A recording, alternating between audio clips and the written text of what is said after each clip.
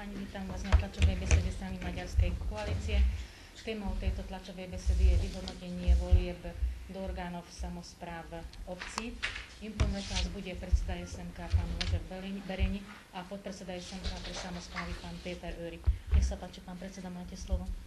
Ďakujem pekne aj slovo, aj to, že ste prišli po obede v nedeľu.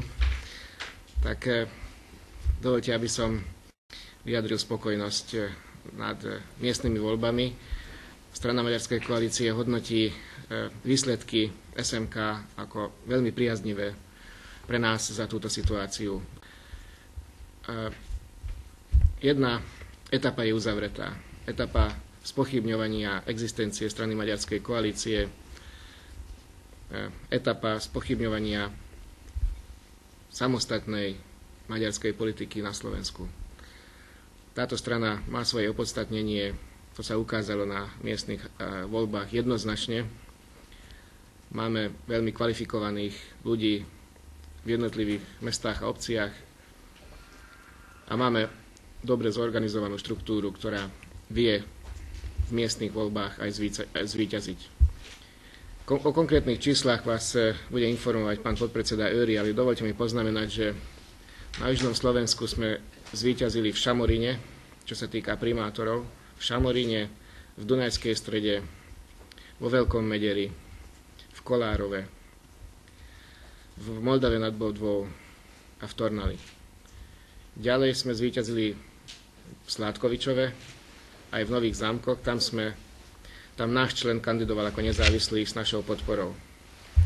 Takže máme vlastne 8 primátorov na južnom Slovensku a takmer celý Žitný ostrov patrí alebo nezávislým starostom, alebo SMK, skôr teda SMK, až potom prídu nezávislí. V takých veľkých obciach, ako je Gabčíkovo, Okoč, Topolníky a mohol by som pokračovať, všade sme zvíťazili.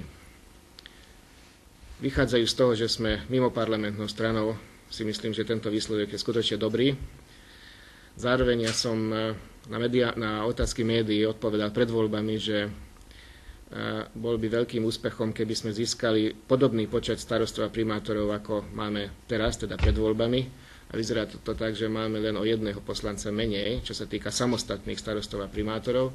V koalícii, keď spočítam všetko, tak máme viac ako pred voľbami. Takže je to veľmi dobrý základ na to, aby sme stranu naďalej budovali tak, aby sme sa vrátili do národnej politiky po parlamentných voľbách.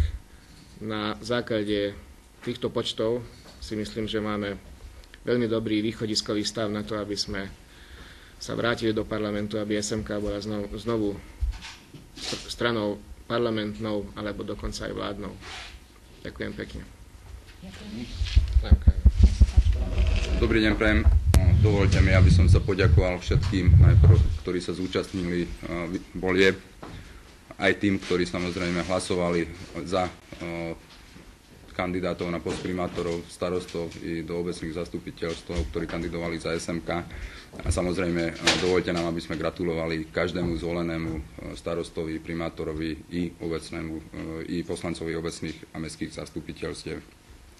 K číslam, ako už odznelo, SMK hodnotí úspešnosť kandidátov na dobrej úrovni alebo na vynikajúcej úrovni. Mali sme samostatných kandidátov v 246 mestách a obciach v Slovenskej republike. Úspešnosť bola 52,44%. Získali sme samostatne 129 primátorských a starostovských kresiel. Okrem toho v koalícii sme získali 37 miest a podporili sme nezávislých kandidátov v 37 miestach, čo znamená, že vyše 200 starostov a primátorov inklinuje k nám. Čo je zmena? Stratili sme 31 miest, 32 miest a získali sme 31, čiže je v podstate len jeden jediný rozdiel v štatistických číslach. Čo sa týka celkovo podľa štatistických zistení, čo sme odsledovali webovú stránku štatistického úradu, SMK skončila na 4. mieste, čo si myslíme, že je vynikajúci výsledok, veď nie je parlamentnou stranou. V rámci poslancov obecných zastupiteľstiev máme vyše 1200 získaných kresiel, čo znamená úspešnosť 48% a zaraďuje nás na 5. miesto v Slovenskej republike. V celku hodnotíme, ako to už odznelo z úst pána predsedu, výsledky volieb na vynikajúcej úrovni a myslíme si, že na miestnej úrovni tí kandidáti a tí odborne zdatní a pôsobiaci naši členovia naozaj boli podporené ľuďmi a dúfame, že budú naďalej pracovať jednak v prospech strany a hlavne v prospech tých ľudí, ktorí tam bývajú, čiže v prospech každého občana v danej lokalite. Ďakujem pekne. Môžem sa Rebrekov TAS. Ja by som sa spýtal, ako hodnotíte víťazstvo pána Vtáčnika ako osobnosti a ako to, že pravica nevyhrala v Bratislave? Ľutujeme, že sa nepodarilo nám vytvárať spoločnú koalíciu všetkých pravicových strán v Bratislave. Ako viete, my sme neboli súčasťou tejto koalície, takže skôr sme zvonka pozorovali tento súboj. Pána Vtáčnika považujeme za veľmi dobrého odborníka, ktorý má skúsenosti v oblasti riadenia mestského úradu. Avšak ľutujeme, že pravica v Bratislave nevyhrala. Bola chyba, že nás nezapojili do tejto koalície, to jednoznačne. A tým pádom sme nemohli ani ovplyvňovať, že koho podporuje pravica. A ďalšiu analýzu ja by som ponechal na tých, ktorí podporili pani Vášariovú. Zajímavá informácia možno pre vás, tak vo Filakove sme podporili člena Mostu Híd a napriek tomu ten človek nevyhral, ale vyhral kandidát slovenskej národnosti vo Filakove, kde žije drvivá väčšina maďarských občanov. Takže ani táto mediálna požiadavka, najmä slovensko-maďarských médií, aby sme spolupracovali vždy, všade a za každých okolností, nezabrala. Napríklad vo Filakove. Darmo sme podporili kandidáta Mostu Híd, tak sme prehrali aj my, aj oni tento súboj a vyhral nezávislý kandidát slovenskej národnosti. Ešte raz opakujem. V Komárne náš kandidát je druhým, takže tento výsledok je pre nás